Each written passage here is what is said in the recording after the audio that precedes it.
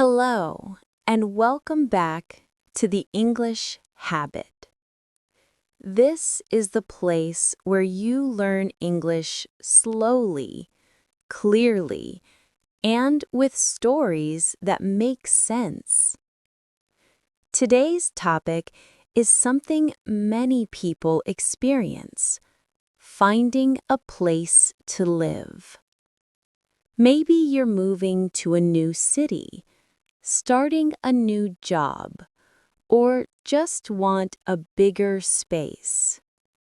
You'll learn how to talk about apartments, rent, and moving in, step by step. So, get ready. Let's explore how to find your next cozy home in English.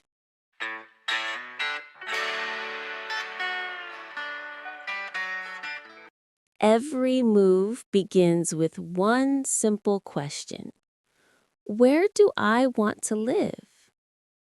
You might be starting a new job, studying abroad, or just ready for a change. Before you pack your bags, it's important to think about what kind of place fits your lifestyle. You might ask yourself, do I want to live near my work or school? Is it better to live alone or share with someone? Do I want a quiet neighborhood or a busy one full of cafes and shops? Location matters more than you think. If you live near a bus stop, supermarket, or park, daily life feels easier and more convenient. A good neighborhood can make you feel safe and happy, while a bad one can make even a nice apartment feel uncomfortable. Maybe you say, I want to live in a safe neighborhood with good transportation. I'm looking for a place close to my office. Once you know what kind of area you want, you're ready to start searching. These days, most people begin their search online. You open a housing app or website, and suddenly there are hundreds of choices. Small studios, big apartments, shared rooms, modern houses. Each post usually includes photos, rent prices, and short descriptions. You might see something like one-bedroom apartment, fully furnished, near city center, $600 per month. Let's pause for two useful words here. Furnished means the apartment already has furniture, maybe a bed, a sofa, a table, and even kitchen equipment. If it's unfurnished, you'll need to buy your own. While scrolling, you might find one that looks perfect, bright, modern, with a nice view. But the next one might be much cheaper. So you start comparing. You might say to yourself, this one looks nice. It even has a balcony. That one's too expensive. I need something more affordable. Searching online helps you understand the market, what's normal for the area, and what's a good deal. You can save your favorite listings, contact the landlords, or schedule visits directly from the app. Sometimes you'll even see comments from previous tenants, small details that help you decide faster. Online photos can be tricky. They show the best angles, the best lighting. That's why visiting in person is so important. When you visit, Try to look beyond just how it looks. Ask yourself, is it clean and bright? Are there any strange smells? Does the water pressure work? Are there noisy neighbors or traffic sounds? You can also ask questions like, are utilities included in the rent? How much is the average electricity bill? Can I see the kitchen and the bathroom? Bring your phone to take photos or short videos. It helps you remember details later when comparing. Sometimes you'll walk in and know immediately, wow, this is the one. Other times you'll think, it looked better in the pictures. Visiting gives you a real feel for the place, the space, the air, the light, things you can't sense from a screen. If you like the apartment, the next step is to talk to the landlord, the person who owns or manages it. This is your chance to ask important questions before making any decision. You might ask, how much is the rent per month? Do I need to pay a deposit? How long is the contract? Are pets allowed? A deposit is money you pay before moving in. It's like a safety guarantee for the landlord. If you take care of the apartment, you'll get the deposit back when you move out. The landlord might also explain about utilities, things like electricity, water, gas, or internet. Sometimes they're included in the rent, but sometimes you need to pay separately. It's good to take notes because small details can make a big difference later. For example, some places may charge extra for parking, cleaning, or maintenance. You can also ask for written confirmation, just to be clear and avoid confusion. Good communication helps both you and the landlord start the rental relationship positively. Once everything feels right, it's time to make it official by signing the rental contract. A contract is a legal agreement that says how long you will stay, how much you'll pay each month, when rent is due, what you can or cannot do inside the apartment. Always read the contract carefully before signing. If there's something you don't understand, it's perfectly okay to ask. You can say, could you explain this part, please? What happens if I want to move out early? Once you understand everything and both you and the landlord sign it, congratulations! You've officially rented your new home. Now you can start planning your move.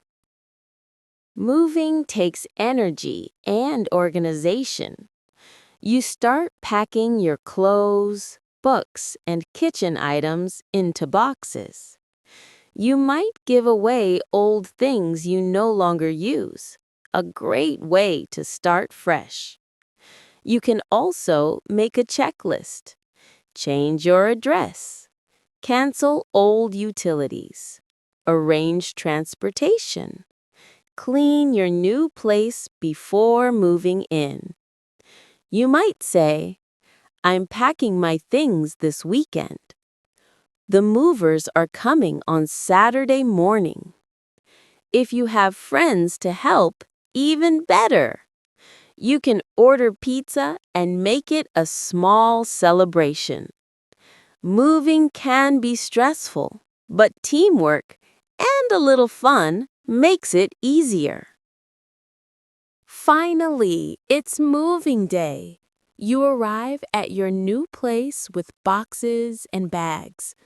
The first time you open the door, the room feels quiet, almost too quiet. But as you start unpacking, hanging clothes, and placing furniture, it begins to feel like home. You might say, "It's smaller than I expected, but it's cozy. I finally have my own kitchen."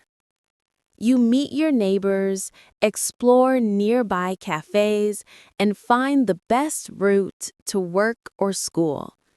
You notice small things, the sound of birds in the morning, the smell of new paint, the light coming through your window. That's what settling down means, feeling comfortable and connected to your new space. Once everything is ready, sit down on the sofa. Take a deep breath and smile. You did it. You found, rented, and moved into your own place, step by step. It wasn't always easy, but now it's done. You might think, "This feels so peaceful. I can finally relax." Finding a place to live isn't just about walls or furniture. It's about creating a space that feels safe, warm, and truly yours. You can invite friends over for dinner, decorate the walls, and start making memories. Little by little, this new apartment becomes more than a place. It becomes your home.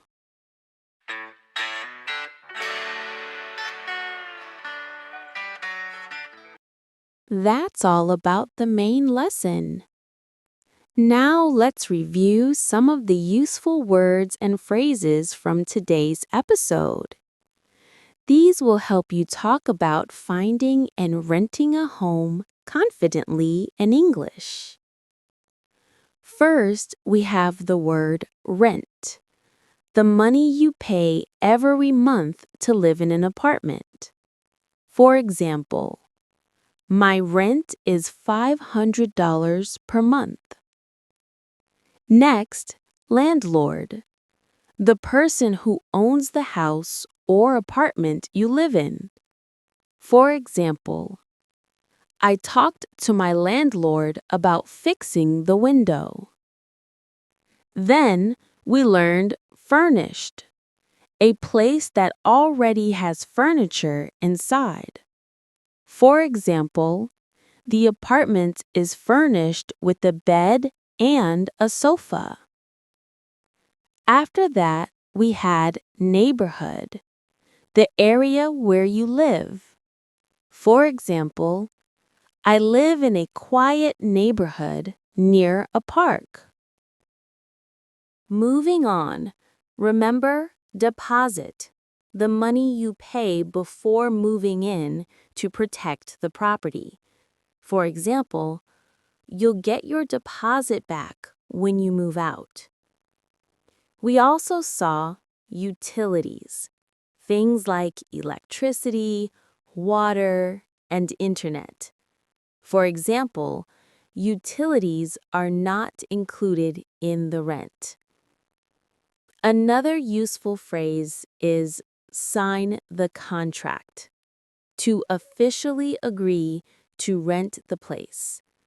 For example, I signed the contract yesterday and will move in next week. And finally, move in, to start living in your new home. For example, I'm so excited to move in this weekend. To sum up, remember these key words: rent, landlord, furnished, neighborhood, deposit, utilities, sign the contract, move in. Each one helps you sound natural when talking about housing and apartments.